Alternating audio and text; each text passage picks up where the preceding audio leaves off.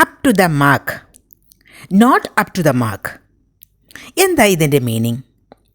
ചില കാര്യങ്ങൾ, ചില ആക്ടിവിറ്റീസ് ഒക്കെ കാണുമ്പോൾ നമ്മൾ പറയും നന്നായില്ല, പ്രതീക്ഷിച്ച അത്രയ്ക്ക് നന്നായില്ല.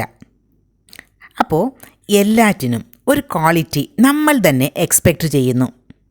ആ ഒരു എക്സ്പെക്റ്റേഷൻ്റെ ആ ഒരു ലെവൽ, അതിനനുസരിച്ച് എക്സ്പെക്റ്റേഷൻ അനുസരിച്ച് മനസ്സിൽ ഒരു ലെവൽ ഉണ്ടാവും. ആ ലെവൽ എത്താതിരിക്കുമ്പോൾ നമുക്ക് പറയാം not up to the mark എന്ന്. അപ്പോൾ അപ് ടു ദ മാർക്ക് എന്നാൽ reaching the level of what was expected, അല്ലെങ്കിൽ up to the required standard, satisfactory, moderate എന്നൊക്കെ ഇതിൻ്റെ മീനിങ് പറയാം. എക്സാമ്പിൾസ് നോക്കൂ. Your performance is not up to the mark. Your performance is not up to the mark. നിങ്ങളുടെ performance അത്രയ്ക്ക് അങ്ങോട്ട് നന്നായില്ല, വിചാരിച്ച അത്രയ്ക്ക് നന്നായില്ല എന്നാണ് അതിനർത്ഥം. All the products are up to the mark. All the products are up to the mark.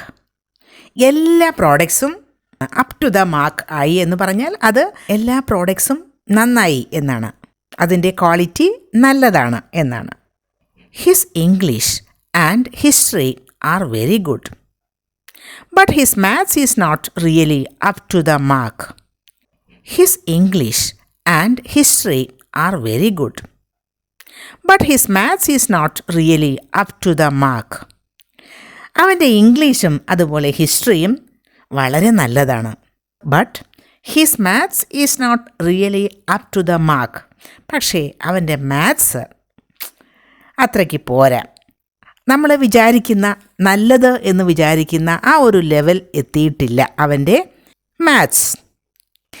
I don't think we should promote her, she is not up to the mark. I don't think we should promote her, she is not up to the mark. എനിക്ക് തോന്നുന്നില്ല അവളെ promote ചെയ്യണമെന്ന്. അവൾ up to the mark അല്ല എന്ന് പറഞ്ഞാൽ അവളുടെ performance ഒന്നും അപ് ടു ദ മാർക്ക് അല്ല.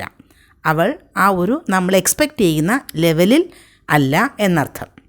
അപ്പോൾ up to the mark, not up to the mark എന്നൊക്കെ ഉപയോഗിക്കുന്നത് മനസ്സിലായില്ലേ?